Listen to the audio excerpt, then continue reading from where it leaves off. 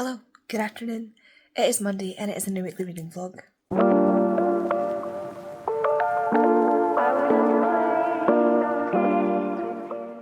Yes, it is Monday.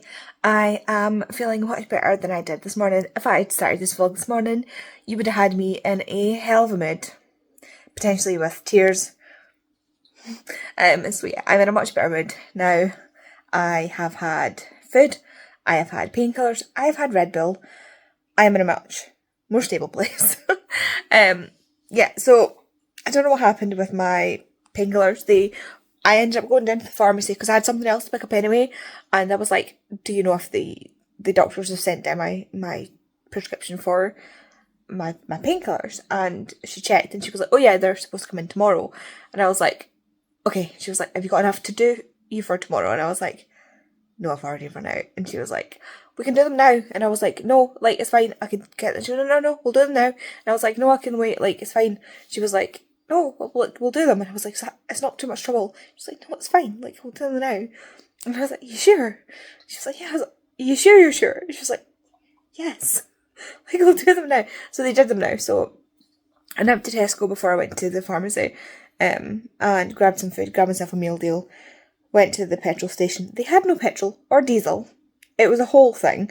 They only had like the weird premium petrol, and I don't know. I know enough about cars and petrol to know that. Right, this is so stupid. Cars. Like, I know you can't put diesel in a petrol car. You can't put petrol in a diesel car. I know that, right? But what a lot of people don't know is that the premium petrol, it's not that it's better, it's that it's a different percentage of something. There's benzene involved. Cars are optimised to use different percentages of this thing. I don't know exactly what it is, but if you look at like high octane fuels, different cars are the engines are made to deal with different fuels. And if you add fuel that your car is not supposed to deal with, it can damage your engine. Now, most cars are made to deal with your regular unleaded petrol. That premium stuff, your car can deal with it diluted in with your regular petrol. If you were to continually put it into your car, I don't know if my car would be able to deal with that. Now, you might know more than me about cars, and you might be like, yeah, no, your car would deal with that fine. Like, it is within your car's, like, thing. I don't know that. I'm not going to put something in my car that I don't know if my car can handle. It might sound stupid because it's probably just regular petrol. It's not regular petrol though, because I remember a discussion happening in uni when we were going through, because we like looked at the chemistry of different petrols and stuff like that. Like we did a lot of the, like, we had to look at the structure of petrols because one of the modules I did was to do with fires and explosives and stuff like that, and so we looked at the composition of different petrols and accelerants that were used in things like explosives and fires, etc. And so then we had to look at the chemical composition, we had to use them, like we did tests in labs to like break them down into their components and look at the spectra and stuff like that. So we did all that, and we went into the background of it, we went into the chemical composition and how it works and where, like, how it all breaks down. We did all that, so I remember there being I remember the discussion. I don't remember the specifics, so I just know that you can't just put anything in your car. You can't just put whatever you want in your car. It needs to be specific. And there are some places where you can get like quite a lot of varied petrol. So I'm not putting something in my car that I'm not 100% sure is meant to go in my car. And I feel like that's safe. Some people are just loading it into the car. I'm not comfortable. I'm not putting it in my car. And I've got an near empty tank, so I'm not filling it up. If it was like 50% or something, I would maybe risk diluting it, but I'm not putting it into my empty car. Anyway, so yeah, went to Tesco, got myself a meal deal. Went to the petrol station, no petrol. Then nipped down to the pharmacy. They had my propranolol ready. They made up my painkillers because they are actual angels on this earth. Honestly, for all the faults with like a lot of the issues you have with doctors, pharmacies, like the pharmacy that I go to, are actual like angels. They are the best of the best. Like, they are so compassionate, they are so kind, they're always friendly. I never have once not once in my life has the issue I've ever had with any sort of health related thing ever, not once has it been with that pharmacy. They have twisted themselves in knots to help me every single time, and I love them so much. I should get them like a little like a Christmas present or something, or like just a thank you gift. This is the kind of thing where I'd want to like bake them a cake or something, but I feel like it's weird in this day and age to give someone a baked good that's like unboxed. Like, you can't just be giving people like food unwrapped, like, you know, like if it was a cake from a shop, but that doesn't feel the same as like baking someone a cake. Anyway, I'm getting off topic totally. So yeah, I've come home, got myself something to eat, had Red Bull, had painkillers. I'm already feeling so much better. So much better. Like, this morning was an absolute shit show. I woke up from a dream in which I told my boss about it as well, and she was like, lovely. A dream in which like I had where people that I used to work with and people that I currently work with were surprised when I was at work this morning, like in my dream, because they were like, oh, we didn't think you would turn up, because like this is when like my boss is away to go off for having surgery and I'm going to be sort of left on my own. I'm not confident I'm going to be okay. I think it's going to be like that scene in Community where he comes back and everything's on fire, and you know, that's what I think it's going to be like. I think I'm going to crash and burn. Everybody else says I'm going to be fine. My boss thinks I'm going to be fine. I think that I'm going to crash and burn. But, you know, here we go. So, yeah. And my dream is basically like, everybody was like, oh yeah, no, do you really think you're going to be able to do this? Like, the people that I work with in my dream were telling me this, that they didn't think I could do it. And that's what I woke up from, was that dream. And I've not been able to jump in the shower, so I'm like 90% baby wipes and dry shampoo. And I feel like garbage, and then I got up, got ready, like I said, dry shampooed my hair. I really need to go in the shower today before I go back, before I go to bed. And then made myself breakfast, sat down, proceeded to spill my tea all over my lap. Luckily, the leggings are kind of like, they're not waterproof, but they're that weird resistant way where it kind of like pulls, it kind of like does that thing where it doesn't immediately soak in, and I've got a towel next to me because I was eating something that I knew had the potential to like end up all over me, so I had it like there, prepared, and I just didn't take it back through the kitchen because I didn't smell anything on me, which is rare. So yeah, I just grabbed that and like immediately had that in my lap, and it just soaked it all up, and I didn't get any soaking into my leggings, which was lucky. Which is another way to think about it. Yes, I spilled it, but yes, like I got lucky and it didn't actually soak into me. So I didn't need to go and get changed. And then I was like scrolling on TikTok as I was eating, and there was this lovely lady that I see a lot, and our TikTok made me cry. So I was just sitting sobbing this morning, eating my breakfast. Actually, I was taking my pills. And do you know when you do that proper like sob? Like, as I was taking my pills, and I almost choked. So that was great.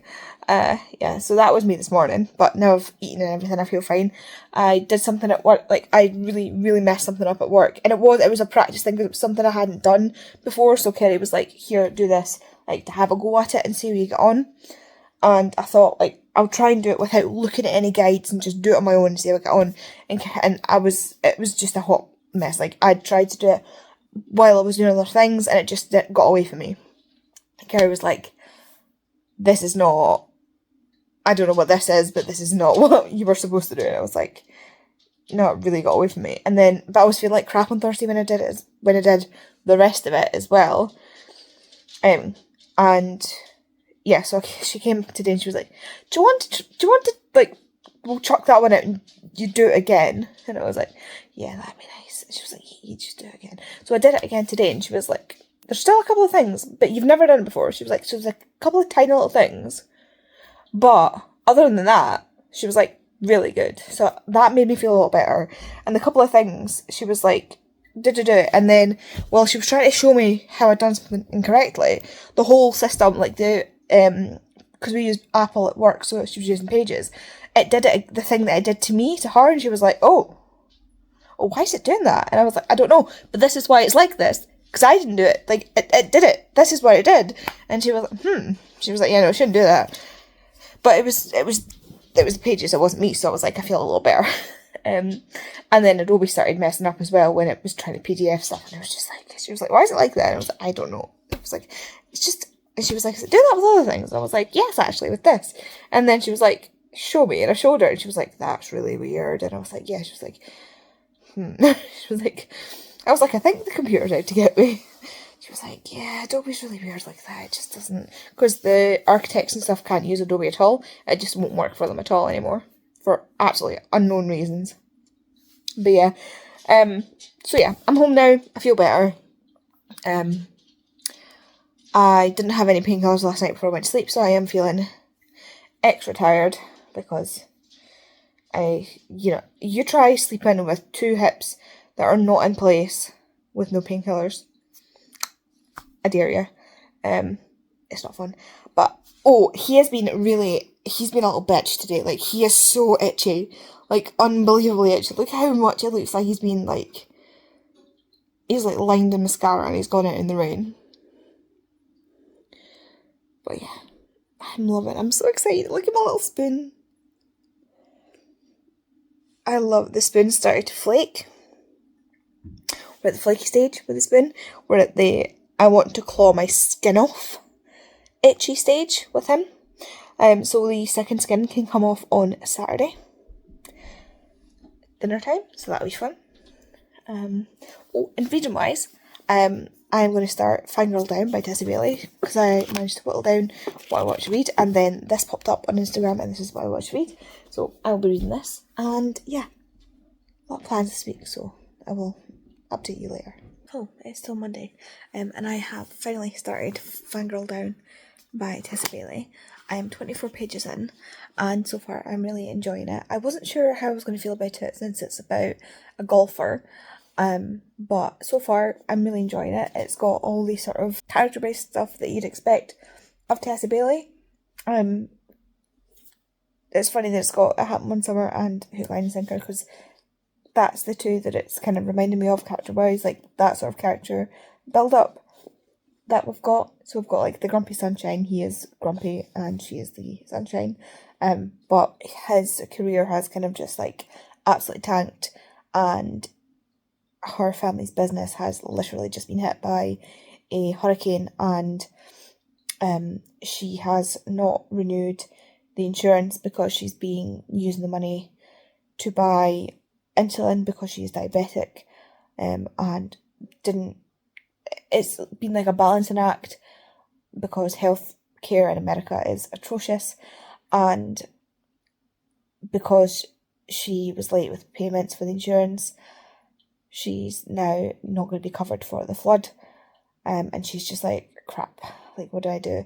Because obviously disaster has struck, and I'm assuming that it's probably going to be along the lines of like he's going to end up helping her, probably something along those lines. But it's so cool that like she is type 1 diabetic, but that's why I'm coming to talk to you, because I think it would be really cool that, so like normally a lot of type 1 diabetic people, they have their little things, their little monitors on their arms, like on their upper arms here. It's quite a popular place for them to put them. You'll see them quite a lot. It's like a white circle, and all that is it is a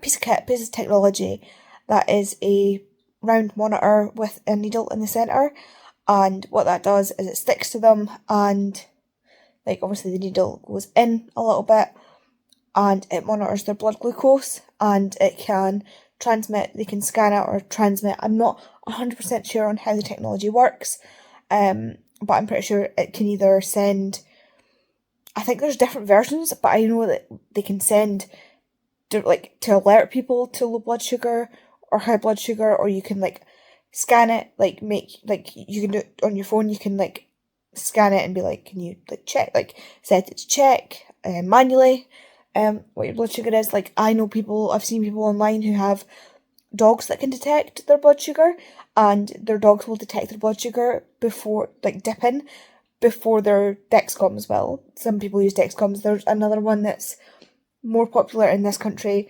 and I cannot remember what it's called, but it's the round one that I'm used to seeing, and I just think it would be so cool if maybe the artist had thought to put it on the art on here. If she just had the little white round thing here, that could have been like our little diabetic detector just there. I think that just would have been really cool. I don't know, just that was the thought I had that I wanted to share with you. But if any of you watch Strictly, one of the dancers, Nikita, he is also type 1 diabetic, and you'll see that quite often, he has his usually like on the back of his arm there. You'll see it when he's wearing shorts with like shorter sleeves.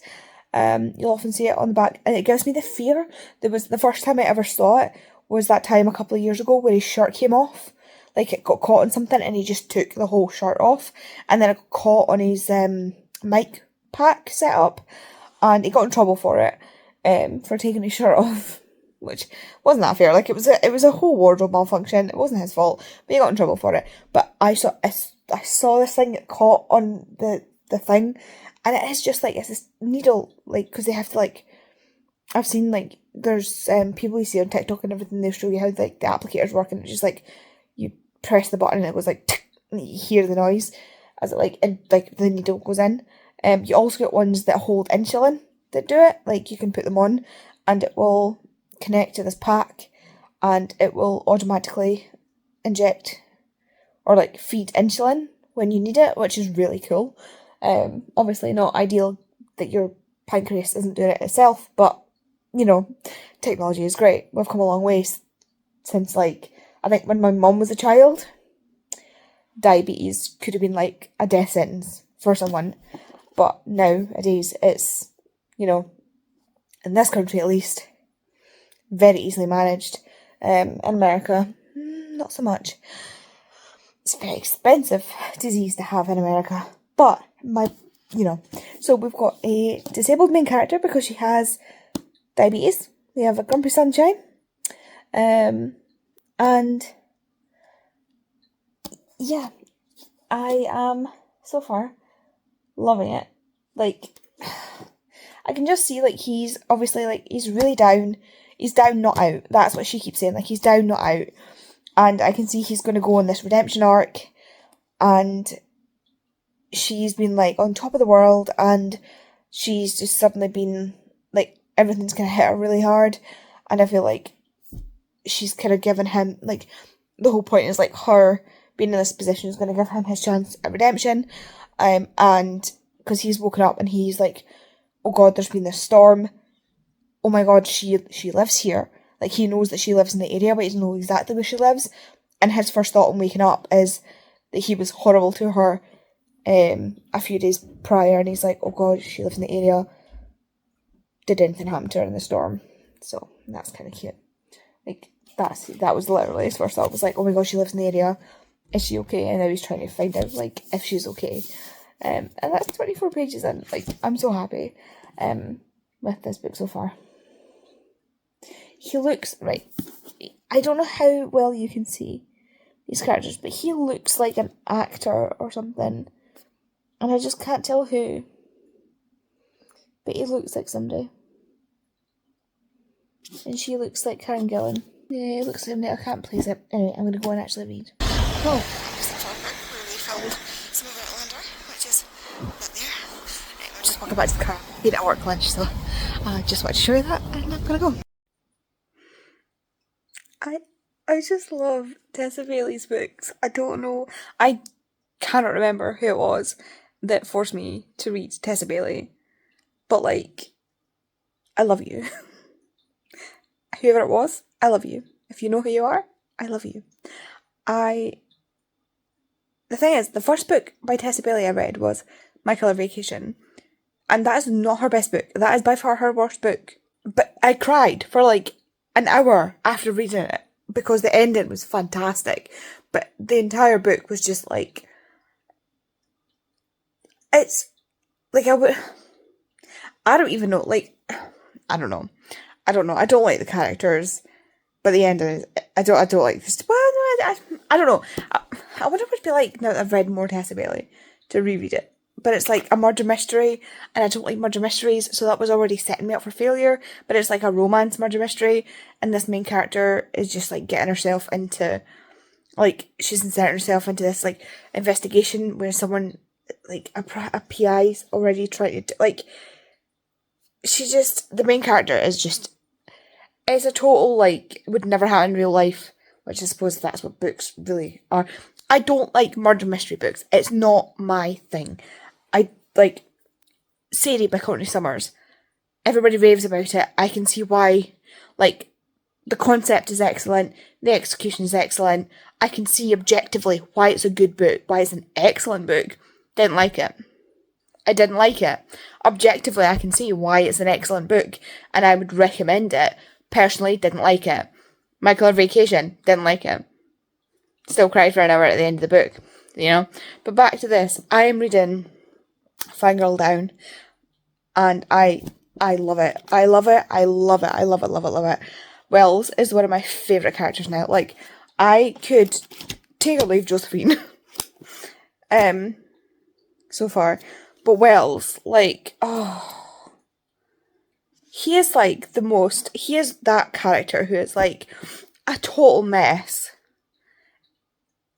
but is an absolute cinnamon roll. So like, like I've said before, like, she won't take his money. So he's like, fine, be my caddy, because the caddies take 10% of the winnings on top of their salary. So like, the winnings in this are talking like in the millions if they win.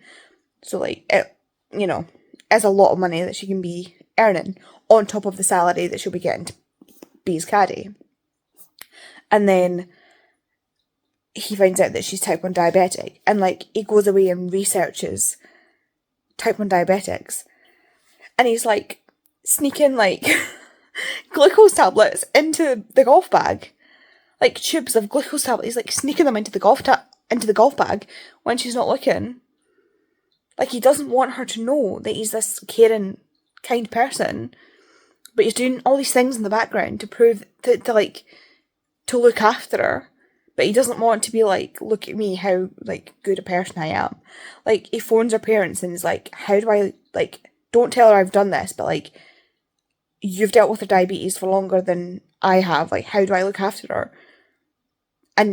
But he doesn't want her to feel like she is a burden, because she's already made it clear that she feels like her diabetes is a burden. So he's like, right, I need to figure out a way to be helpful, but without making her think that it's a burden.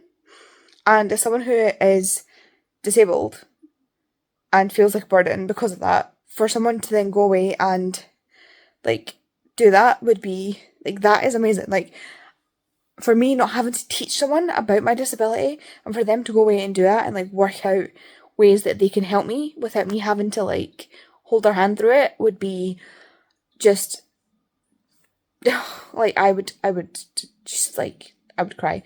And that's what he's doing. Like, he's grabbed like all these glucose tablets and specified grape flavour. So like, I feel like at some point she's going to be like, oh my god, grape is my favourite. And he's going to be like, yeah, no, your mum told me. Or like something like that. Like, that's what's going to happen, because she specified grape. Like, it's not happened, but I feel like because it's specified in the text that it's grape, that at some point he's going to like pull out a grape flavoured tube, and she's going to be like, oh my god, grape is my favourite. And he's going to be like, I know, that's why I got him. But like, that's the kind of person he is. Like, he's such a sweetheart. But he's been so hurt in the past. Like,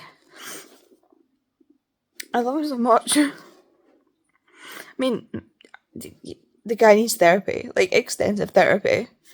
But I think we all know by now, these are the characters I love. Like, the characters who are kind at heart. This is the thing. I saw a video like a while ago on TikTok that was talking about the difference between kind and nice. And you can be kind and nice, or you can be kind or nice. And there's a difference, because if you're kind, it's in like, I'm really bad at explaining this, but like, the general gist of how I understand it and badly explain it is like, kindness comes from within. So like, kindness is in the things that you don't outwardly do. So like in the morning when, like, sometimes I'll come down and Kay's like refilled the kettle thing and maybe like realised there's no mug, so she'll wash me a mug, or that she's filled the dishwasher the night before so that I have a mug. And it's in the things that you do because you are a kind person. Niceness is something you do performatively. So like, oh, they're nice, like a nice guy sort of thing. Like, niceness is performative. Niceness is to make other people think you're nice. Kindness is intrinsic, it's within you. And you can be a nice person, you can be kind and nice, but you can also be either kind or nice. So like, I always say that I am kind, not nice, because I can be very much not, like, I don't think I'm nice. I don't tell people, I don't blow smoke up your ass. Like, my friends will tell you I'm not nice. If something, like, if, say, someone puts on an outfit, this is just an easy example that I can pull up. If someone puts on an outfit that doesn't look good, or I'm sure Tori won't mind me telling this example, she had, like, her nails done, and they looked unusual and a bit off, let's say.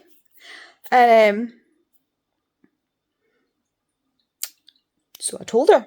I was like, by the way, I didn't tell her publicly, like, I said it to her, and I told her, I was like, by the way, have you realised this is what your nails look like? And she was like, oh yeah, no, you're right.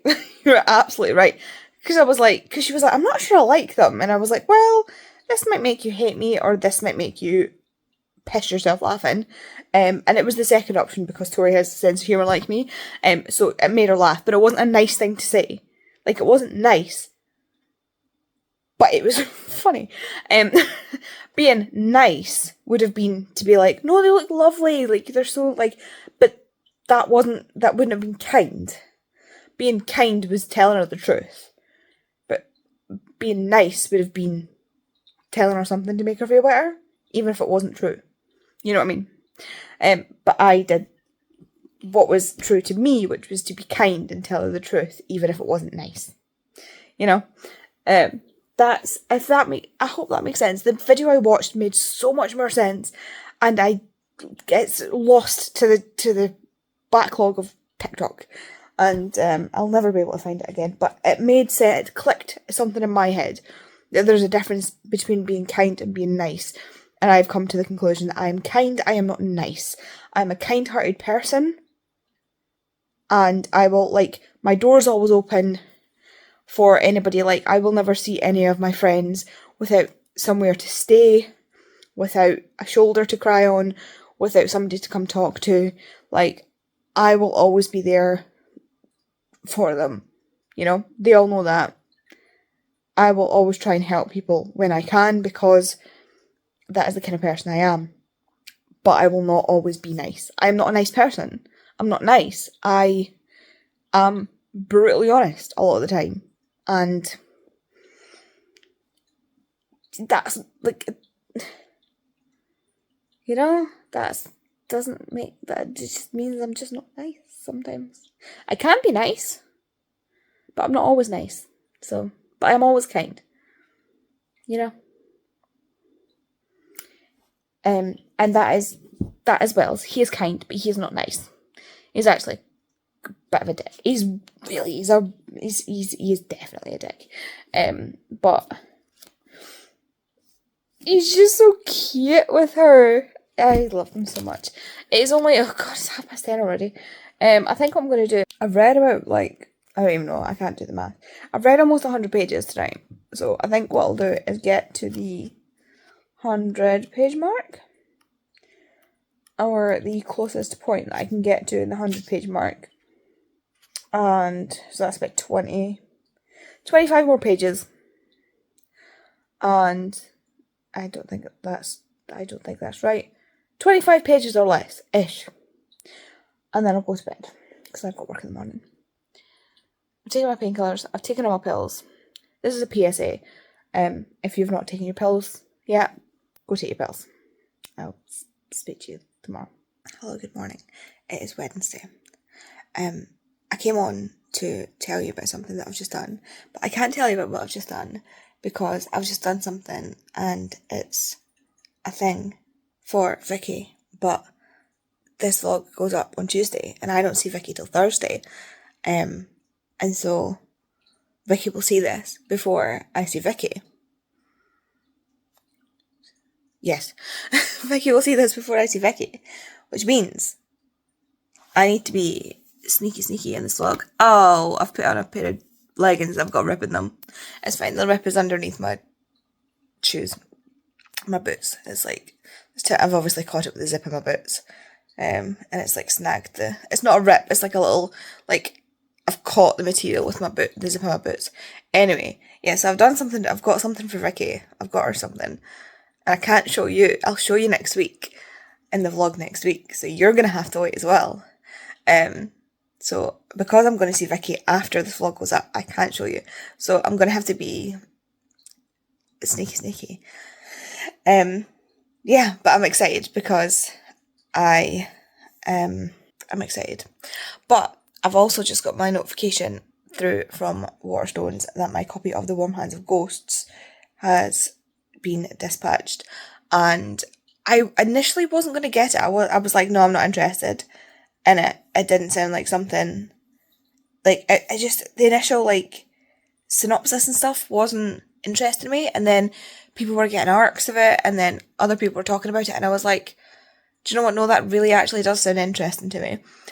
So that has been dispatched. I think I'm getting that maybe today, maybe tomorrow, we shall see. If I come home to it today, I will let you know. So I'm excited for that. This is a new Catherine Arden book. I'm tempted to add it to this month's TBR. I really liked the Winter Night trilogy, and this is Catherine Arden's adult book. Oh, my alarm's going off. Wait a minute. That's my alarm to tell me to get up and go, like, start doing my, like, brush my teeth, get my shoes on, whatever. But it's not. It's my alarm to snooze to tell me in 10 minutes I need to do that. I have a whole complicated alarm system to do stuff. But yeah, so I've done that, and then I've got the Catherine Arden book going. I need to remember next week as well to take my the white chocolate cream eggs to Vicky as well, because I've got a whole bunch of them sitting there. And because they're like, I've got them on club card price instead of like regular price, so I need to take them down. Like I saw them and I was just like, grab the whole bunch for Vicky and Tori. So to take them, because next week we go see Wicked. No, we don't go see Wicked. That's a lie. That is a lie. Next week we go see Hamilton. So yeah, I've got a doctor calling me today. I unsure why. Well, I know she's calling me about my to permit, but I need to remember, you need to remember, Andy, to ask about your x-rays, because I totally forgot about my x-rays. So I need to ask about my x-rays and see what's happening with my hips. She's probably going to be like, yeah, there's nothing I saw on the x-rays. I'm still waiting on the physio to contact me for an appointment, which is fun. This update is just absolute nonsense, isn't it? But yeah, we had a lunch yesterday for one of the guys at my work leaving. He's retiring. He's been there for 17 years, as he said yesterday. It was really nice. It was a really nice lunch. Like, it was just so nice to be sitting there with everybody. There's only 10 of us. There's going to be 9 after he leaves, obviously. I think he's only got like a week and a half left. I've got the doctor calling me today. And then tomorrow, something's happening tomorrow, but I can't remember what it is. I've got it all in my diary, it's fine. But yeah, I better go and start getting ready. There's traffic, like roadworks on my way to work. Even though my way to work is like 3 minutes, it's extending my way to work by double the time. So I'm going to go and actually get ready early and get going so that I don't end up running late because of the stupid roadworks. My village town thing is like one of the main thoroughfares to get to like bigger places. So like it's a main thoroughfare for main routes, and it's so dumb. Like it bottlenecks these routes, and it's so it goes. It's hard to describe, but it bottlenecks these routes that are heavy, like quite hefty, routes for people to drive on. Like, there's a lot of traffic, and there are bottlenecks into my town, and I'm like, why? Like, why have you done this? We need a bypass. And they've not put in the bypass yet. There's plans being kicking about for a bypass, but they've never done it, and we really, really need one because it's ridiculous that we've got all this traffic coming through this town that can barely support it. Like, the infrastructure is not there for it. Yeah, it's absolute madness. So, whenever we get any sort of mild inconvenience of traffic, it goes out. Like, it's ridiculous. Like, it's so bad when there's bad traffic. It's unreal. But yeah, I'm gonna go brush my teeth. I've finished my breakfast, taken my pills. Gotta go brush my teeth. Brush my hair again. I have brushed my hair. I'm gonna brush it again. Put my shoes on. Put my dress on because this is just. I wear this underneath my tops and stuff from work.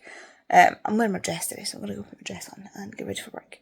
Give him his chew for me going to work, and he's unconscious. He does not care. He just went back to sleep when we came downstairs. He does not care. And I'll speak to you later. Hello, it's Wednesday, and I've just had this train of thought spiral that I need to bring you all on. I thought about just sending it as a voice note to my group chat, but no, you get to join me on this. So I was making myself a cup of tea, right? And I was at the end of one milk bottle and had to open another one. And I always find this really, really strange. Ow, there's a bit of nail that's chipped, and I just scratched myself in the face. Anyway, I will file that later. That hurt. Anyway, so yeah, I always find it really weird when you swap from the end of one milk carton to the other, because it's like you're mixing 2 cartons of milk, and I just find that really strange when I think about it.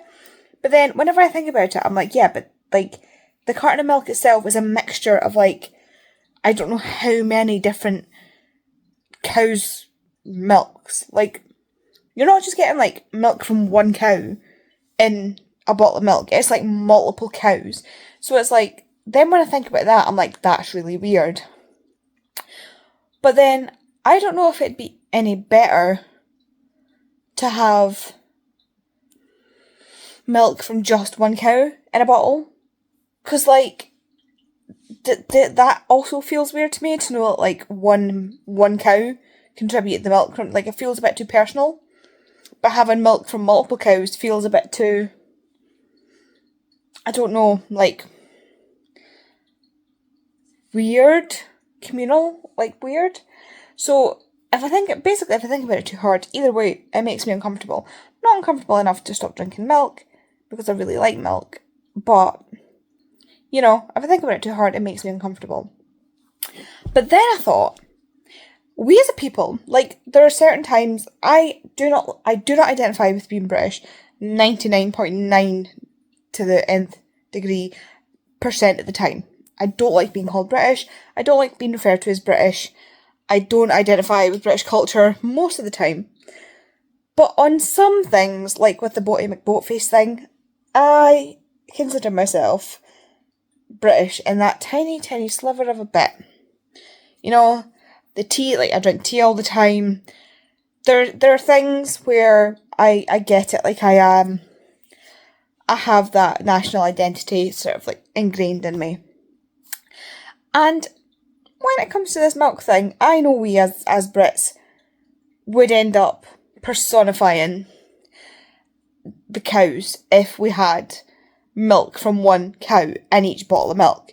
So we would end up having on the milk bottles, it would have this milk brought to you by Betty, saying that particular, or Sheila, or I don't know what you'd call it, Bessie, whatever the cow's name was, because they would need to be named, because it couldn't be cow B1472 in no. You couldn't number the cows, because then we'd be offended. You need to name the cows. This milk brought to you by Bessie, with a nice wee picture of her face on the milk. That's what we would end up doing as a community, as Brits. And maybe a wee backstory about her, she likes grazing in the field with her best friend Doris. That's what we would do.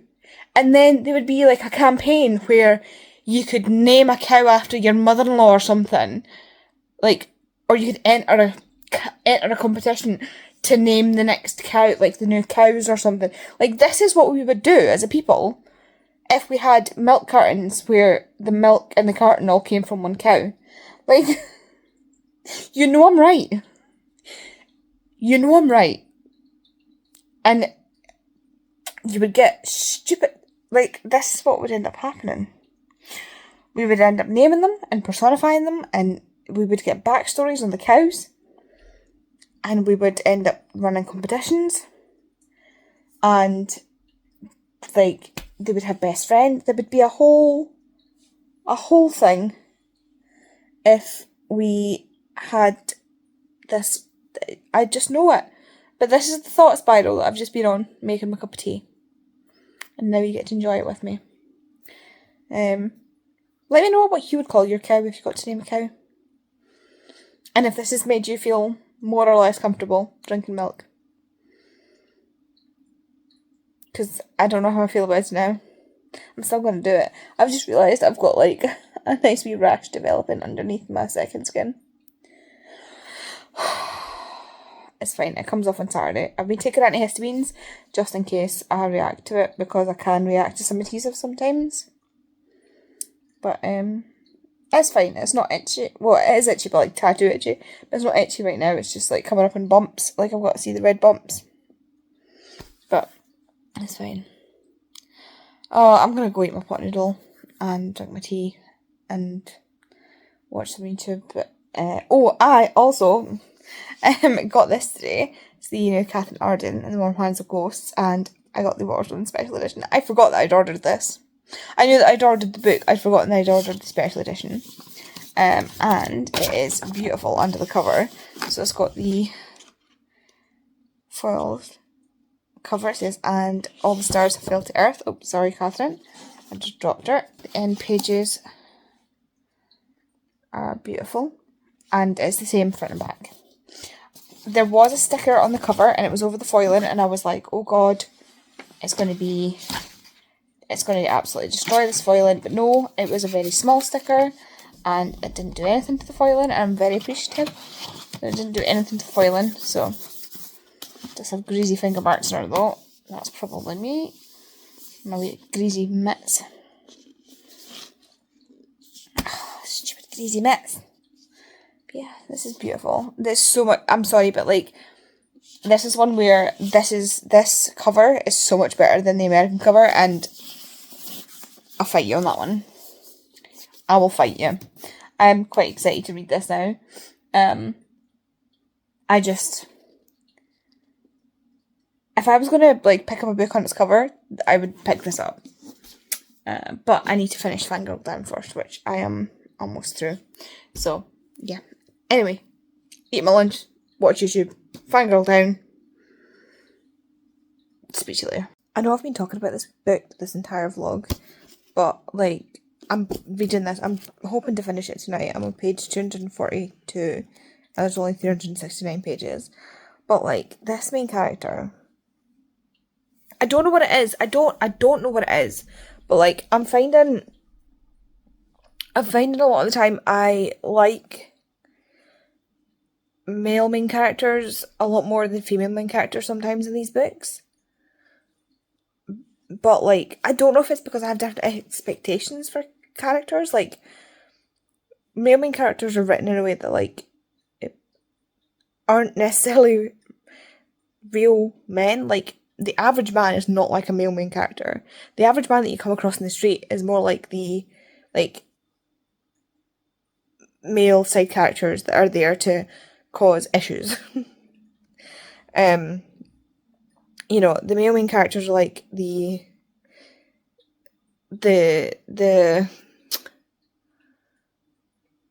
exception, and they're like what we want men to be like, obviously. And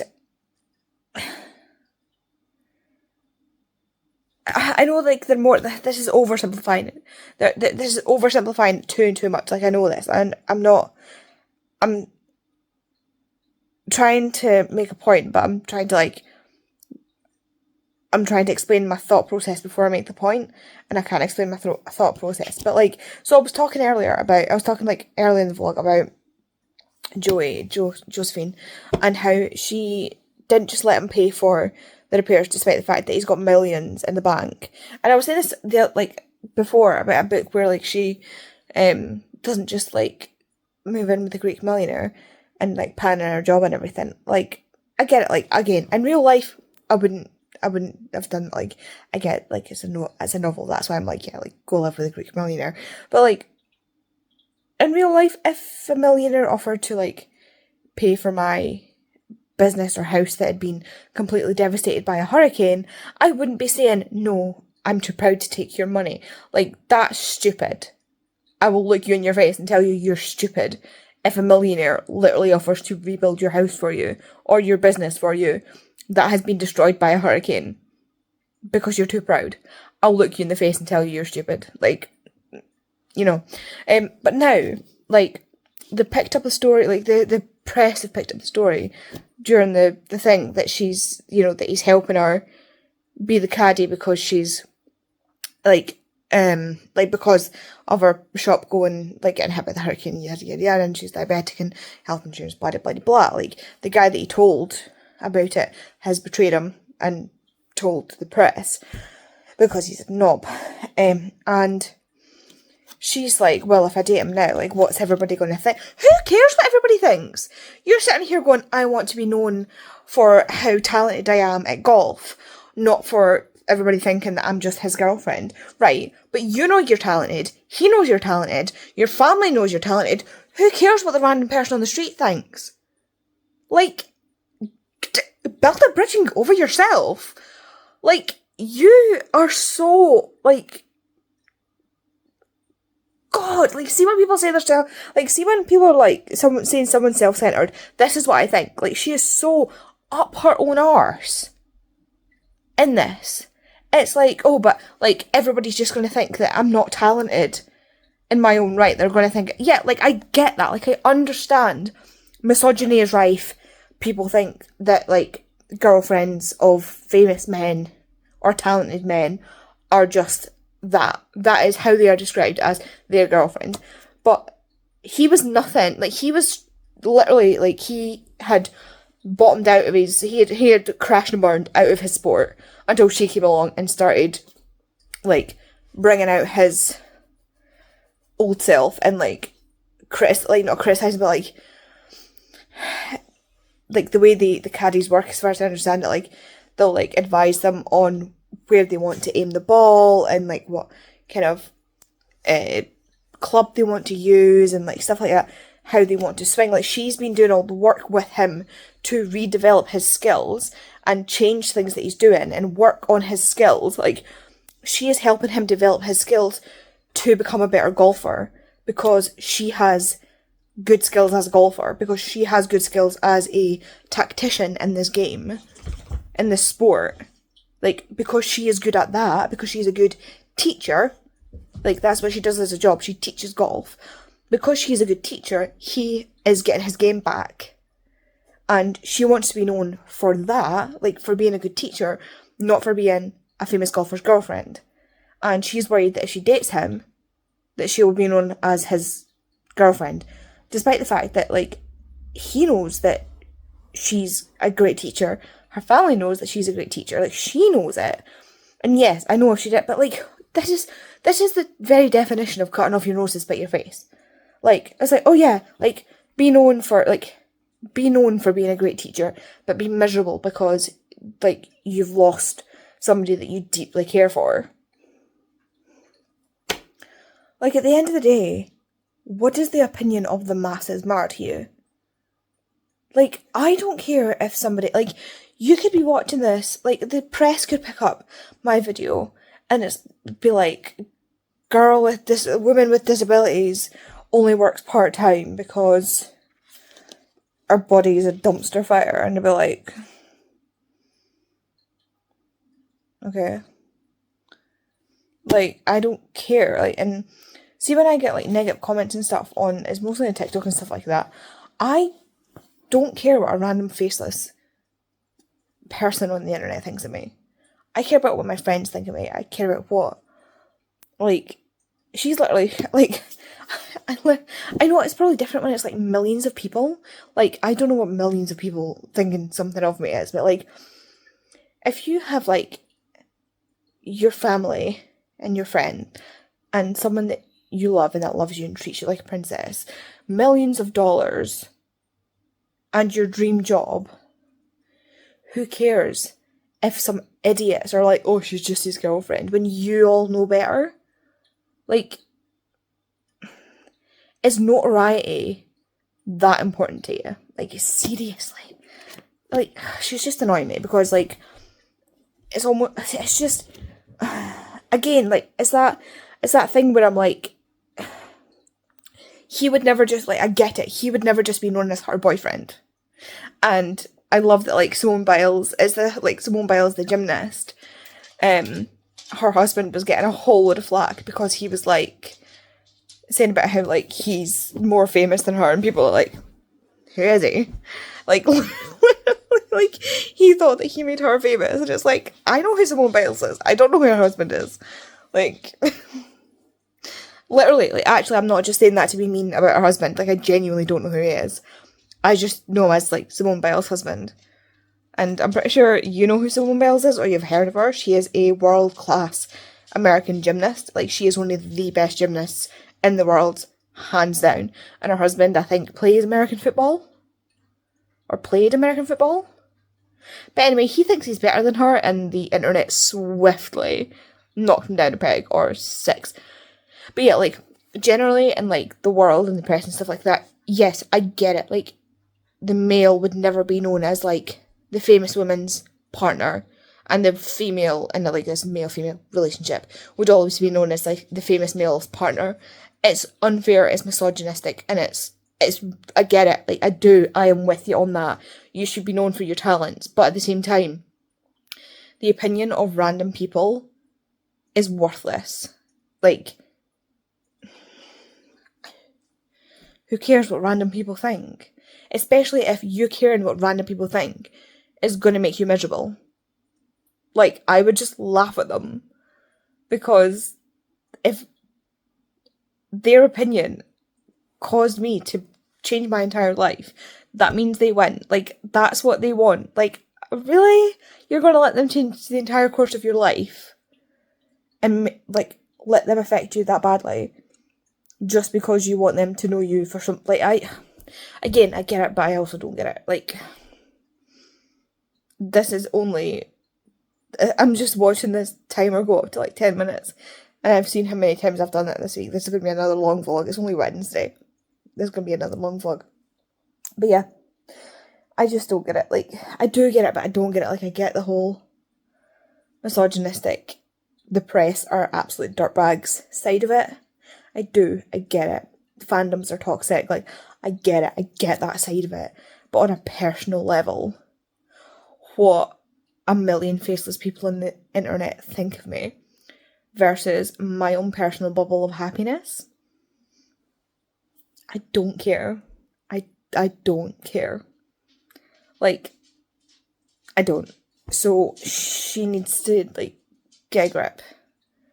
Like, just a little bit of her needs to get a grip. Like, he is bending over backwards and, like, doing backflips to accommodate for her, as he should, but she needs to do the same. Like, if she expects him to accommodate for her, she needs to accommodate for him.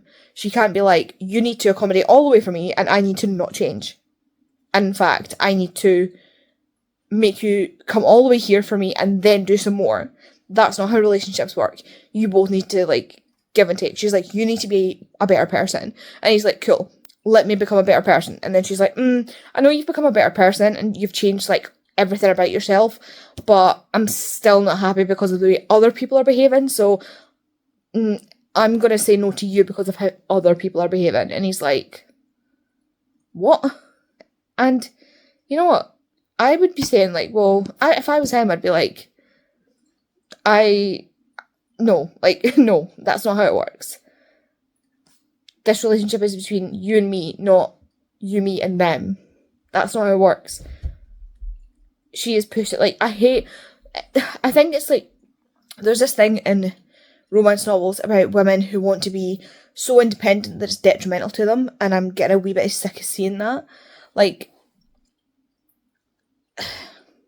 it's almost like it's detrimental. Like, it's almost like it's trying to say it's detrimental for women to be independent. It's not. They just frame these characters to be so independent that they're just being obtuse at the end of the day.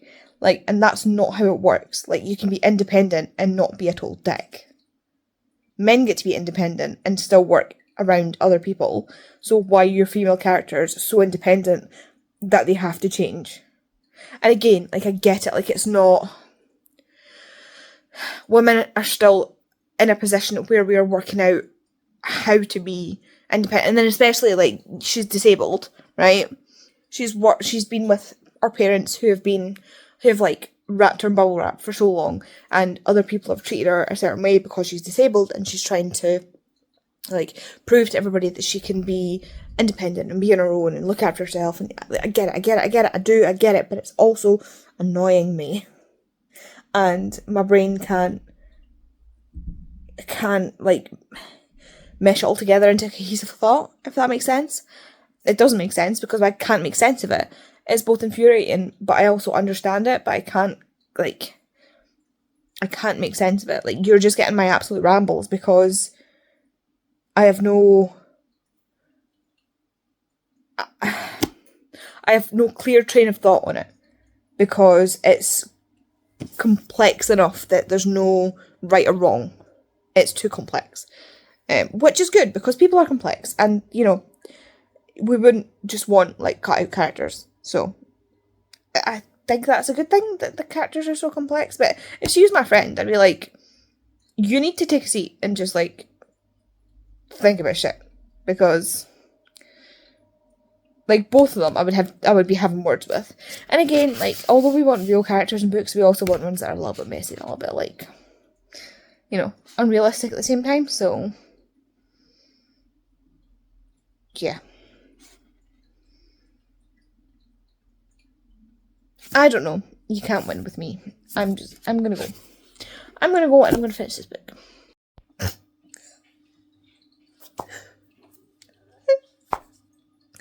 So,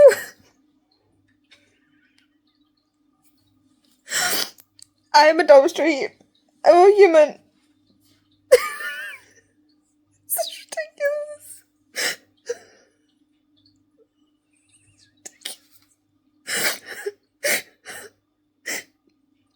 I decided to watch Red, White, and Royal play, and I've been fine. Like, I love, obviously, like, we know I love Red, White, and Royal play, and the scene with the museum, and it was fine. I was getting a bit, like, teary, and then he said, every time I read it, every time I see just the two words, I knew he was going to say it. Obviously, I knew he was going to say it. But it was like, it was the whole speech about, like, if you can be patient with me, I'll try and be brave for us. And blah, blah, blah, blah, history, blah, blah, blah. And I was like, he's going to say it. I was like, don't say it, don't say it. Obviously, I know he's going to say it. Like, it's not going to change the movie, because I don't want him to say it. And then, like, then Alex does the history, huh? Bet we can make some. And I'm just like,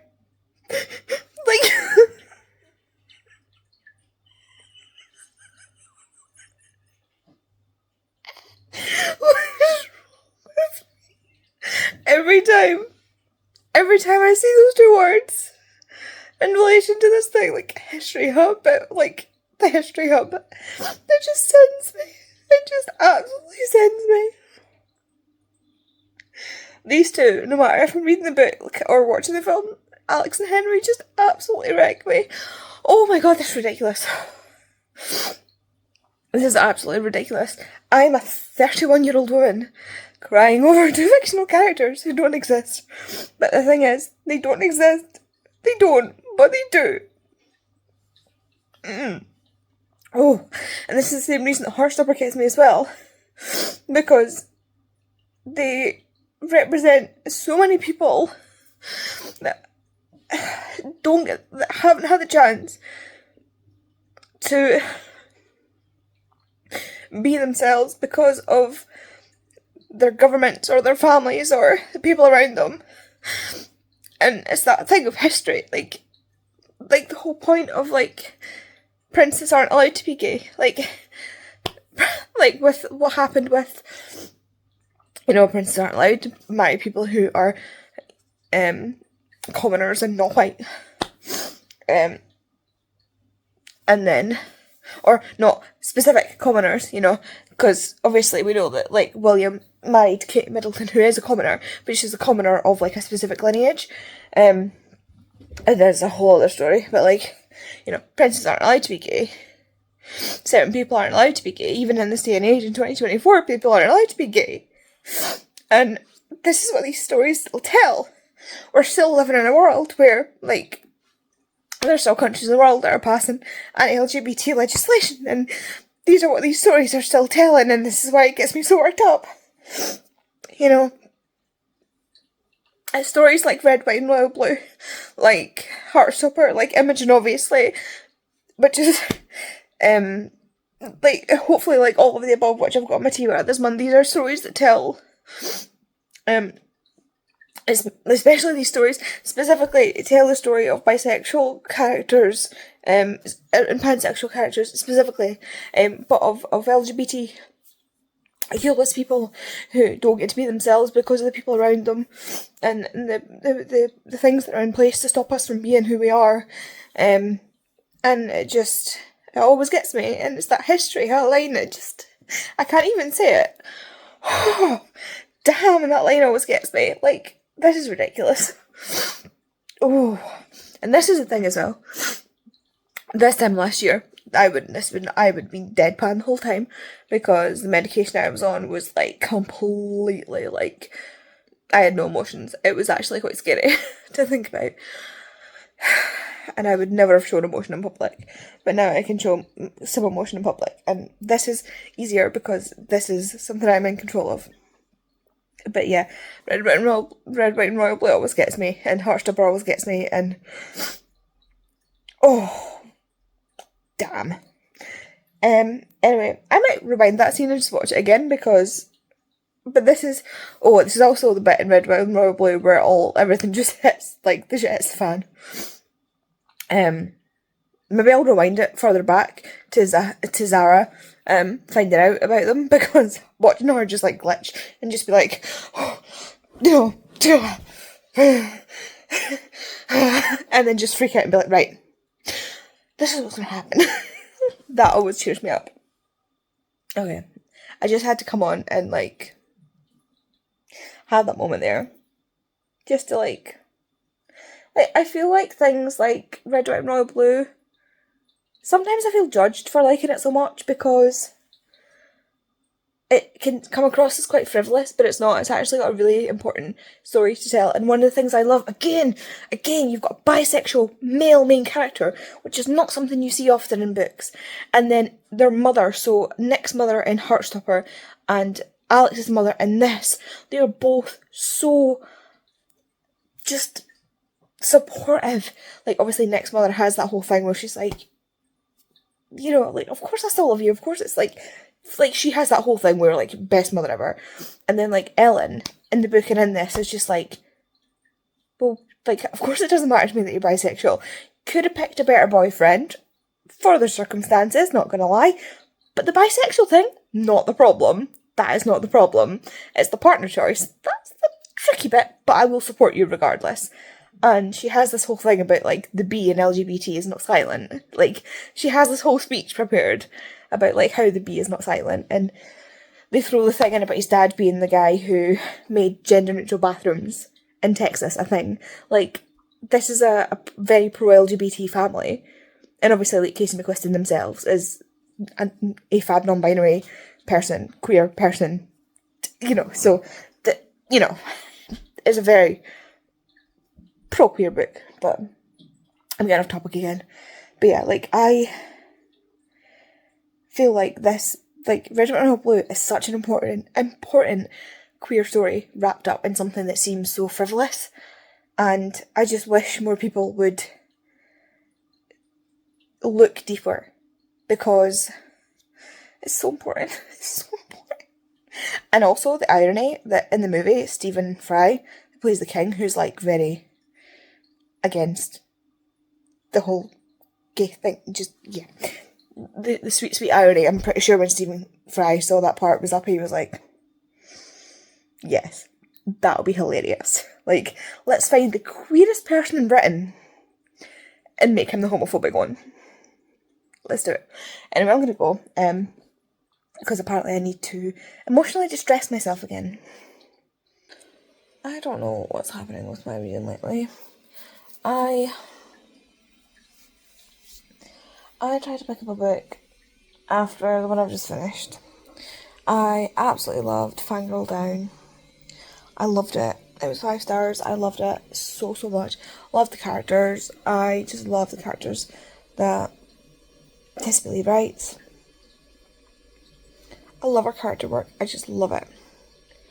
And I just totally blown away, but I felt really saturated with romance. So I decided to pick up something else. Wasn't feeling it. DNF'd it. It was something I'd gotten from the library, so it was fine. DNF'd it. Wasn't feeling it at all. And then, but I also had picked up The Deepest Blue by Sarah Durst, and I'm now 102 pages into that, and I'm like a third of the way into it, and again, I'm just not, it's not that I'm not feeling it, it's not that it's a bad book, like, objectively, it's not a bad book, it's well written, the characters are, like, fleshed out, like, the world is fleshed out enough, the characters are fleshed out enough, it's the setup is enough, like, I can see objectively that it's a good book. But I think what my problem is with this book is that it's YA. It's YA fantasy, and I'm just not,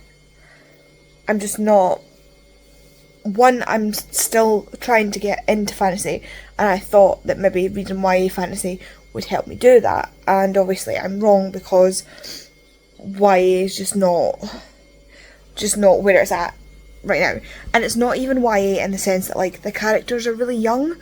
It's because, like, she's just gotten married when this happened, so, like, she's old enough to be getting married and, like, having sex and children and stuff like that. Like, the characters are old enough to be doing all of that. She doesn't have children, but, like, her cousins who are, like, ages with her are having children and stuff like that. So, like, age-wise, she's not, it doesn't say what age she is. Or if it did, I missed it. But, like, she's old enough to, I think, like, she said, like, when she was 16, like, it was sort of set in stone that, like, oh yeah, like, these two are going to end up getting married. So, like, they're old enough that they're not, like, they're not YA in the sense of, like, this is, like, a teenage protagonist. But it's written for a YA audience in the complexity of it, if you know what I mean. It's just, it's obviously written as a YA book, and it's just not quite hooking me in. Like, I am flying through it. Like, I've read 100 pages like that. It's flying through so quickly. And again, objectively, I can see it's a good book, but it's just not, like, grabbing me. It's not just, like, I'm not on tenterhooks, like, wondering what's going to happen to this character. I know what's going to happen to the character. It's very obvious the path that is going to happen to this character. Like, the sudden reveals that are supposed to be happening are reveals that I am expecting, because I have read a number of books that have gone on this path already. Like, I've read, I wonder when this was published, actually. I wonder if this is in the, oh, there are several books in this series. Okay, so this was published in 2019, and there are 3 other books that I think were published before it, so I wonder if I'm supposed to have an idea of what's going on before this, and maybe I'm not getting the full context, or, like, I'm supposed to know more, or this is, like, additional to a world, and I'm just not, I'm missing something, and that's why it's maybe not having the same effect, like, as a prequel or something. So the basic premise of this is that this is a world in which there are spirits, creatures that are like, there are water spirits, air spirits, fire spirits, earth spirits, tree spirits, and they are wild spirits that want to harm the humans, basically. And there are these women who can basically control the spirits, and these women, so the queens of each area are like the top tier, like they can control the spirits, and there are these heirs that work below the spirits, and below the queens, sorry, and they are chosen through trials. And also there are these silent ones who are like the police force, who also can control the spirits, but they kind of are connected to the queen in some way, in the way that the heirs are not. And then when the queen dies, one of the heirs takes over from the queen, hence the fact that they're heirs. But the heirs are chosen through trials, so once there are 12 spirit sisters, is what they're called, they are taken to an island and they are tested. And if they survive these tests, these trials, it's very Hunger Games, like they are dropped off on an island. If they survive for however long, they become an heir. And so our main character has this ability, and if the, powers that be ever find out she has this ability, they will take her away to become one of these spirit sisters, to go to the island to trial to become an heir. Or she has the choice to become one of these silent ones, but they basically become like creepy, like almost like zombies. It's a really creepy system. Like they become almost inhuman.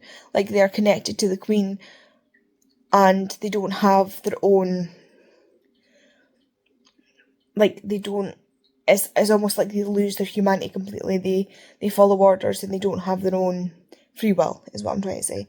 And so the main character has this ability, and something forces her to reveal her powers, and of course they come for her, and she gets sent off to the island to these trials. And given she's the main character, we can assume, I've not read this far yet, she's not even at the island yet, given she's the main character, I'm going to assume that she makes it through these trials, and that there's some kind of revolution. That it's given me, like, it is, like, on the dust jacket somewhere it does say it's, like, Hunger Games-esque, and it is giving me that feeling of, like, the Hunger Games where they go out and, their death, like, a lot of the time, most of these women that go to these trials don't make it. They go there to die, basically. And yeah, it's given me like Hunger Games, revolution, like corruption within the family, like the highborn families, and I think, again, objectively for a YA fantasy, it's a good book. But I've grown out of YA. I think 2010's me would have loved this. When I was in my Hunger Games Divergent era, I would have loved this. But I'm no longer there. And so I'm just sort of like, I'm just not loving it. I'm just not. I'm enjoying it. Like, I'm enjoying it as much as I can, but it's all very, I don't want to say predictable,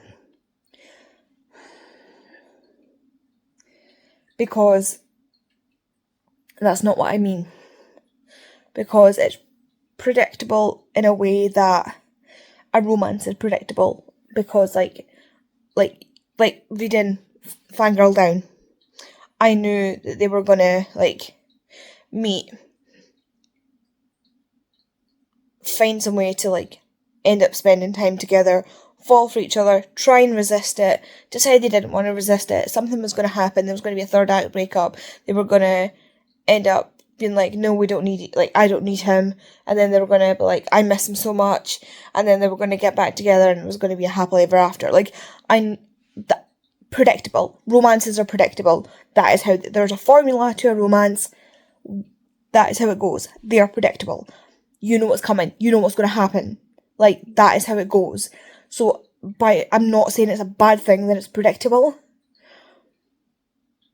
but it's then, I don't know how to describe it. It's just not giving me, I don't know. I can't explain what it's missing because it's not doing anything wrong. I'm just not enjoying it. Not enjoying it. I can't explain it. I'm just not in my YA era anymore. And it's a YA. That is literally all that is wrong with it. Is that it's a YA and I'm not enjoying YA anymore in general. That is it. That is the gist of it.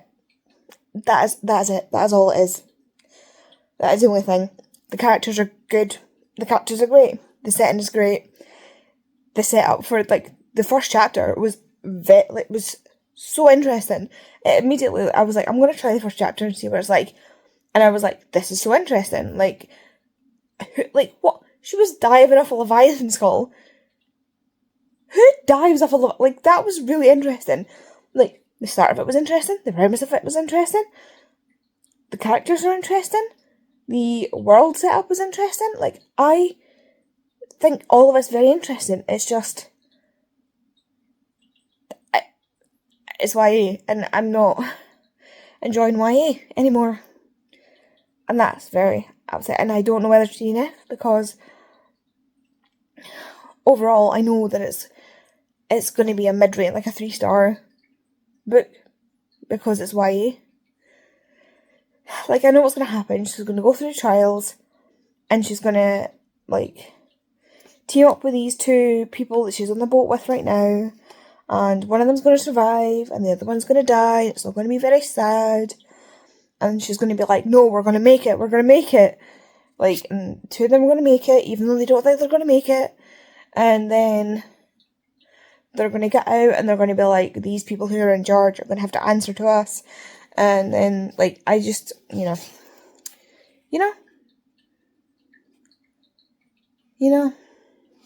I think I know how it's going to go. And I think it's probably just not for me. Which is unfortunate because I think objectively it is a very good book. Had I read this when I was reading The Hunger Games, which I couldn't have because it hadn't been released yet, I would have given this 5 stars. 20-year-old me would have loved this. 20-year-old me would have 5-starred this easy. 30-year-old me, not so much. I'm very annoyed with myself, not with the book. The book is good. It's just me. I'm gonna go because I'm just nattering now. I might just go to sleep. It's only 10 o'clock. I might just go to sleep because I'm not having any luck with books right now. Well, I am. I am tired and I've got a nosebleed. You've not noticed because I'll have cut bits out, but I've had a really bad tension headache and it's caused a nosebleed. So I've had a very slow nosebleed throughout this clip. And that's just fun. Good evening. It is Saturday. I have taken the second skin off of Psyduck. This is how he's looking. You can see I've had a little bit of a reaction to the second skin. It may also be a reaction to being shaved, dry shaved before getting the thing, because it doesn't seem to be, I don't know. Anyway, yeah, so this is how he's looking. I'm very happy with them. He just looks really stressed, and I get it. I totally get it. I feel like a sack of crap, which is standard. I am too warm but too cold, and I don't know what's going on. My body's just rebelling against me. And my hands, I don't know if you can see, I just knocked my glasses off. I don't think you will be able to see, but the skin of my hands has gotten really, I think it's because I'm washing them too much and or I don't know if I've maybe touched something and I've reacted to it, but the skin of my hands has gotten really scaly and rough and discoloured, and it's I'm reacting to something. It's I've got had an allergic reaction to something, which is funny because I've been taking antihistamines, so I shouldn't be reacting to anything. I shouldn't be having an allergic reaction because I have antihistamines in my system. I took it because I know I have a reaction to adhesive sometimes, so to stop it from happening with the second skin, I've been having antihistamines, so I think it's just like a dermatitis type idea on my hands. But my skin's been getting really dry and cracking, and I've got like a rash. It's really bad. Like, I don't know if you can see that. Like, and you see those little bumps. It's a really painful rash. It's really stingy and stuff as well. So I've been putting like aloe vera. I can smell the aloe vera, like aloe vera moisturizer on it. My hands are just so sore. Like, the skin is so dry and so sore. And it's splitting and stuff. It's like little splits. I had a headache so bad, like a tension headache so bad yesterday, that my nose started bleeding again. But it happened when I was conscious this time. So it actually started coming out my nose. So that was great. I think I said that yesterday. But yeah, after that thing, after I came like off that video, I had like a nosebleed. But yeah, so yesterday I started Vampires Like a Hot, which is Raphael's story.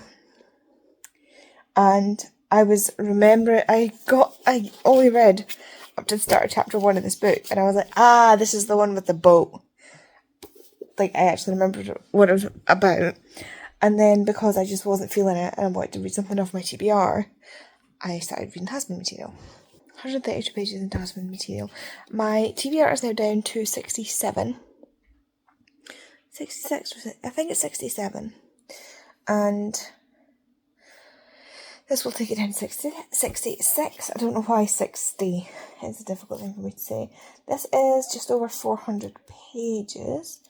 Oh, we're getting up there. Oh, that's a Q&A. So it's 416 pages long. And I'm on page 132. I've not got a proper bookmark, so I'm using the gift note Vicky sent with it as a bookmark. So I'm like I'm over a quarter of the way through. But yeah, it's only like 9:15, so I'm going to continue to read. I've just taken my meds, and I just feel... Kay's mum and dad were over today, and they've been doing so much in the garden, like so much in the garden. They've cut back 5 trees. They cut back, like 5 trees, at least 2 rose bushes, a holly bush, made a gate. Like, Kay's dad got the old gate that we were just leaning against something to stop him just getting out of the garden, cut it to fit round the wall, because we've got like a curved wall, and then bolted it to the house, made a bit so that it could go into the top of the wall that it has to curve over, and then got a bit of extra fencing that came down during the storm, and made a bit for it to attach to the fence, so that Hamish couldn't just walk along the wall and get out of the garden. So yeah, we've got a new gate now, and it opens and everything. It's great, so we can now get access to the back garden without having to lift an entire section of fence. It's great. So yeah, I'm really happy with that. They've just done so much. Like, Kay was out with them, and Douglas was out with them. They did so much today, and yeah, I feel haggard. I was meant to try on. I'm going to a wedding next week, like in a week, and I have not tried on the dress that I'm planning to wear to see that it fits, which is absolute madness. So I need to do that tomorrow. I really, really need to do that tomorrow, because if not, I don't think I have anything to wear. So I'm going to have to then find something that's going to fit. So let's just hope that it fits. Yeah, I'm going to go. I think I might just take some painkillers. Where's still got water? Yeah. I think I'm going to take some painkillers because my back is killing me. My arms are so sore. Take some painkillers. Read some more of my book. I'm hoping maybe I can get like halfway through this tonight. And then I might swap back over to this, because I've read 130 odd pages and like not very long. So, and yeah, that's there's so much, I have so much on my mental list that I have to do. Like, Gem and Smash have announced a D&D themed, Dungeons and Dragons themed readathon that they want to do today. Like, not this, like the announcement videos went up today is what I mean. I'll link both our videos down below. And I need to get organised to do that. And I've yet to submit my CDC marathon books. I can only hope that the fact that Tori loves me will allow me to get round the fact that that submission was supposed to close a few days ago. And I should probably submit some things for Marvelathon. I've only read 2 books this month so far. So I'm doing terribly. I just feel like I've read 2 books and DNF'd 2 books, and I'm now in the middle of 3 books. So hopefully I'll get my momentum back, but I just feel physically and mentally just horrific. Like, I just feel awful, so that does not help. But hopefully with some painkillers I will feel better. But I also, tomorrow is Mother's Day, and I did go down to the shop today and get my mum her Mother's Day gift. No, her card. I already got her gift, so I've got her some loops. These are mine. So these are my mum's loops. This is the box for mine, so, like, just to prove that I have loops for my mum. I got the blue ones. There we go. So I got these blue ones. They are the Experience loops, so they're for, like, concerts and stuff like that. And my mum's been going to a lot more concerts, and I've been going to a lot more concerts. So I figured they'd be a good thing for us to have. I got my mum the green ones, just because they were really nice. Like, the green, just like, I can't even show you because it's in a closed box, but it just screamed like Elphaba to me, so I think she'll really like them. None of the, like, my mum's favourite colour is purple, so if they had purple, I would have been, like, all over the purple ones, but because in that particular type they didn't have purple, I was like, well, what else to get her? And green was the other colour that sort of stood out, especially, like I said, because it was like Elphaba. I didn't know she loved Wicked, so I went for the green ones. Yeah, so I don't know if I'm seeing my mum tomorrow. I phoned her earlier. She's not sure what she wants to do. She's got plans tomorrow that are, like, she's unsure what's happening, so we'll have to see. I've got next week's going to be really busy. I've got Hamilton next week. I've got the wedding next week. So yeah, I'm so excited to see my girls next week. I'm so excited to give Vicky her kind of gift next week. I'm bigging this up. It's not going to be as big a deal as, like, but it's just, like, and I don't know, like, it's just, you know, one of those moments where you've thought like, you've put thought into something, so you're excited about it, but objectively it's not that big a deal. It's one of those things where, like, the fact that I've thought about my mum's thing being green because Elphaba, like, the fact that I've put that thought into it is more exciting to me than, like, anything else. And the fact that, like, I've got the loops because, like, we're going to Nickelback together, like, other things like that, like, you know, I don't know. But yeah, I'm excited to see Vicky and see, hopefully, that she likes. I don't know. I know she'll like it. I'm just excited to give it to her. But again, I'm not going to say what it is because this video goes up on Tuesday. And she will probably see it on Tuesday. I don't see Vicky till Thursday. So, there's that. Unless she comes through on Wednesday with Tori, but I don't think she will because I don't think Tori's going to come through on Wednesday. Like, there's no shot Tori goes from, like, comes down from Aberdeen all the way through Stirling to come through Fife.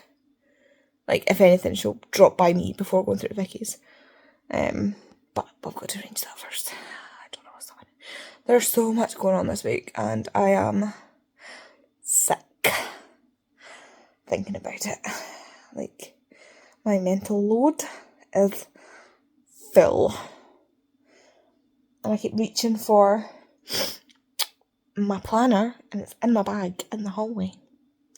Anyway, I'm going to go because this clip's long enough, and although I don't mind having the longer vlogs, I don't want to take the piss. Hello, I'm just getting ready to go in the shower because I need to go in the shower. It's like 3:15, so I feel like I'm doing well today. Okay, instant humbling.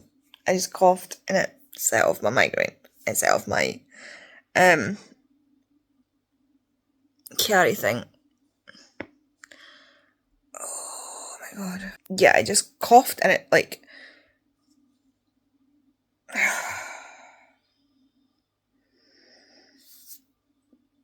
I'd like to point out at this point in the video, I've been filming for 45 seconds. And the difference was like that. My god. If you don't know by this point, I have a chiari malformation. So the back of my brain is falling out into it like pushes it down into my spine. And so it blocks the channel, like the fluid channel that like lets fluid in and out of your brain, but it only blocks the out channel and not the in channel.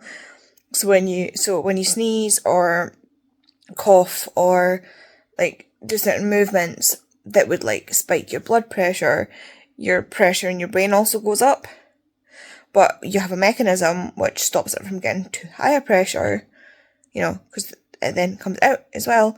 Because my out is blocked, if I push the pressure up, sometimes it gets blocked and it just like, it's not nice. And that's what's just happened. And that really sucks. Anyway, while that's taking itself down a notch, I just want to come on and say I finished Husband Material. I really liked it. It did not end how I thought it was going to end. It really did not end where I thought it was going to end. I was genuinely surprised there. But I really enjoyed it. Sorry, I coughed because I had something caught in my throat. Because I've just finished a cup of tea. Always like a bit, like, I'd obviously like, you know when you drink, does anybody else get that when they have like dairy stuff, so like any kind of milk, anything with milk in it, ice cream, chocolate, cheese, any kind of dairy, it kind of like coats the back of your throat funny, and it kind of makes me cough sometimes, and that's just what happened when I had my tea. Anyway, yeah, really enjoyed it, and that is another book of my TBR. That'll be 66 books left my TBR. As you can see, Psyduck is uncovered. I think I showed you that already, but he's looking a lot less red and angry today. I've already washed my face, so I just need to jump in the shower and wash the rest of me and my hair. Mom should be popping by today at some point for Mother's Day. She's got to pick my little brother up here, like in my town anyway, because he's at his dad's, so I should just pop by anyway. There's no point in her coming here for me to drive down to her, like she just pop by here anyway. And yeah, so I can give her Mother's Day card and present, which I've got ready because I'm organised this week. Kind of, mostly organised. I've also read another chapter of Vampires Like Hot, and yeah, this is the one with the boat, because she's now on the boat. I'm on chapter 2 now. I've only read 20 pages, but this one will go quite fast once I get into it. It's funny because I put it on my TBR because I'm rereading the books, but I'm kind of more in the mood to read TBR books right now. So I don't know. TBR isn't like books. TBR books that are also unread, like general TBR books, even though it's on my March TBR. But I also still have to. So I have to shower. I have to try on this friggin' dress that I've been meaning to try on for like at least a week. Because if my dress doesn't fit me, I need to buy another dress or find another outfit for this wedding on Saturday. I also have to put away my clothes because I did a big load of washing, because I got new like tank tops, like the undershirts that I wear under my work clothes just as an extra layer, because I got a bunch of them. It's just like to keep me warm in the winter and stuff like that. And then for anything that's sheer, I can wear it because obviously I don't want just to have like my brand stuff out. So yeah, I did a whole load of washing with that, so I need to put them away. And then I can just sit down to read until my mum gets here. So yeah, I should really get going and stop putting off going in the shower. It's just because I know it's going to like drain me, and now that I've just given myself a headache, that does not help. Right, I can do this. Next time you see me, I will be washed. Hopefully. Hello, it's Monday. I forgot to finish the vlog last night. Yeah, I'm getting bad at doing that again. So I finished my book. I went to bed last night and finished my book. Really enjoyed it. I'd forgotten how it ended. But it's good how it ended. I liked it. I really enjoyed it. But I've just been scrolling while I eat and my breakfast, and oh my god, I'd totally forgotten about this book that's coming out that is written by, I think, an American author. It's definitely not a Scottish author, and it's set in Scotland, and it's a monsterish romance with a Loch Ness monster, and I'm not happy about it. And it's like the man turns into the Loch Ness monster by the looks of things, and one, Nessie's female, so the disrespect for a start, and two, we didn't walk about going last. It's not how it works. Stop it. Stop writing about stuff you don't know what you're talking about. See, if I was to ever become an author, I'm going to write a book about Americans. Like, I'm going to write a book set in America, and every American from the South is going to have, like, they're going to be related to every member of their family in 6 different ways because they're so inbred. And every other American is going to be such a Valley Girl. Like, they're going to have a Valley Girl accent. And I'm going to write it as a Valley Girl accent on the page. And every Southerner is going to have, like, that proper, I can't do the accent, but it's going to be such a Southern twang. And it's going to be written on the page. And it's going to be so mangled that you can't even read the English. Because that's how people write Scots. They write a mangled version of every accent they've ever heard coming out of a Scottish person's mouth on the page. Just write English. Just write it, maybe throw in a word like I. Like, when I'm texting, I might say I. But then I just write in English, because that's how we speak. I'm fine. There is one author who is not Scottish. 2 authors who are not Scottish, who I have not raged at writing Scottish books. One is Diana Gabaldon. She had a very specific accent in mind, and she ran with it, and she did it, as far as I remember from Outlander, she did it okay, and then she switched to Gaelic, and she did research in the Gaelic, and it was fine. There's a lot of problems with Outlander. The accent is not one of them. And the other one is Maria Lewis, who is from New Zealand, from Aotearoa, New Zealand, and lives in Australia, and did a fantastic job describing what it was like living in Dundee and writing a Dundonian character.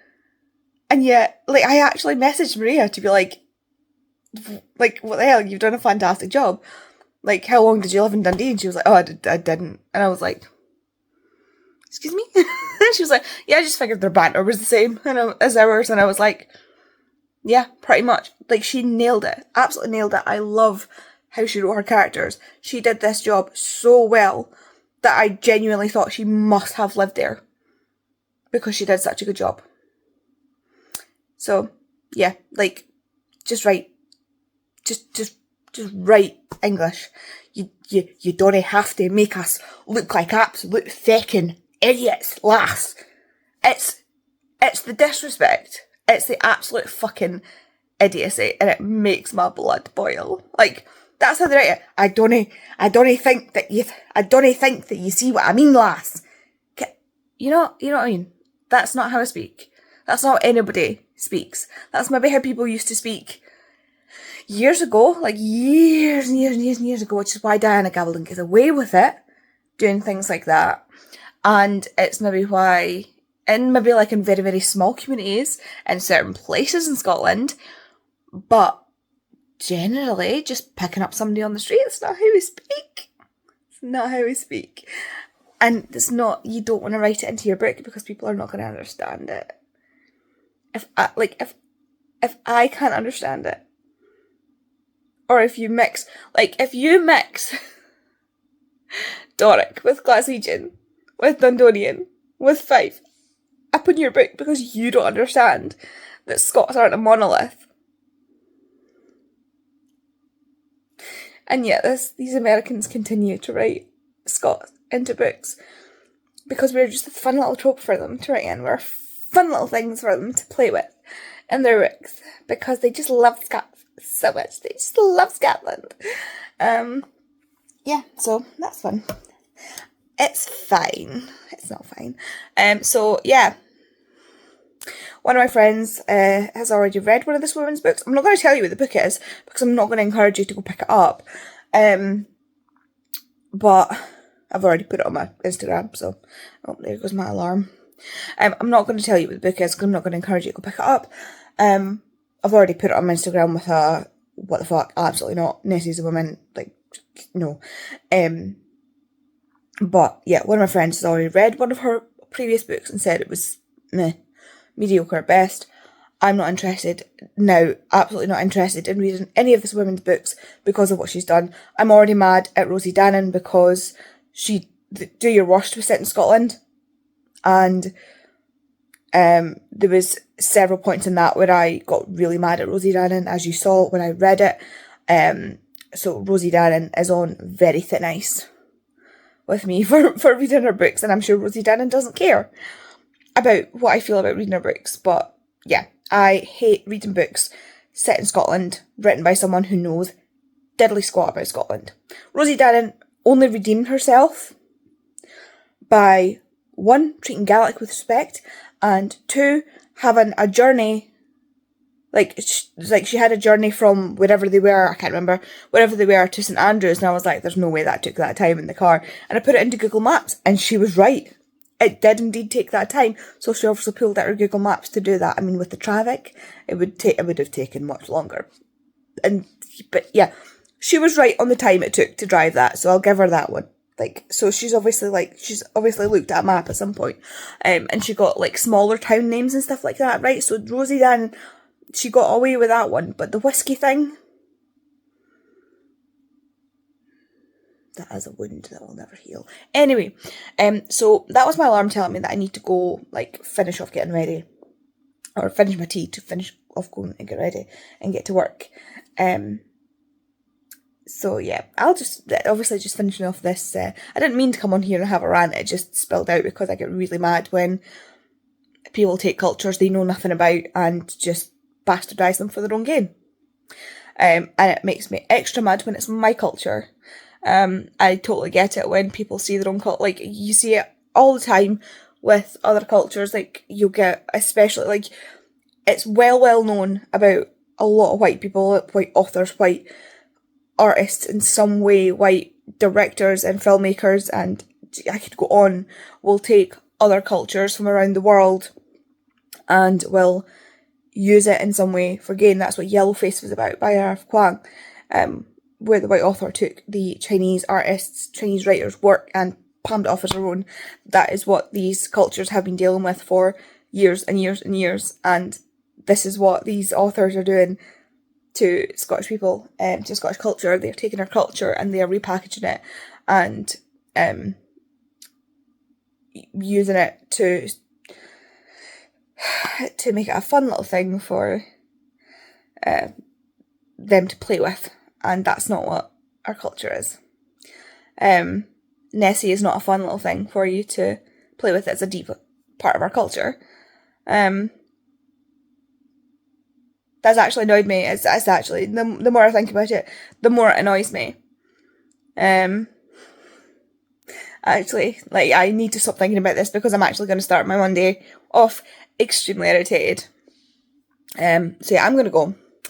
Thanks very much for watching. Sorry, this ended off on a really sour note. Yeah, I will... I don't know how to recover this. If anybody sees Jem's mojo, send it back to her because she's really struggling. Right now she's on the struggle bus, capacity gem, population gem. She has lost her mojo and she can't find it. So if you find Gem's mojo, send it back to her. And if you want to let me know you were here, but you don't have the energy spoons or whatever, here's a spoon. Wait a minute, here's a spoon. Have a spoon on me. Oh, and here's my side duck today. Please feel free to leave me an emoji in the comments and just cheer me up with a Scotland flag emoji, because we have one of those in the little emoji thing. It's usually like right on the last page, right down at the bottom. Last one you'll find. It's either us or Wales that are like the last flag on the thing. So leave me a Scotland flag just to cheer me up in the comments. And I will see you in the next video. Bye.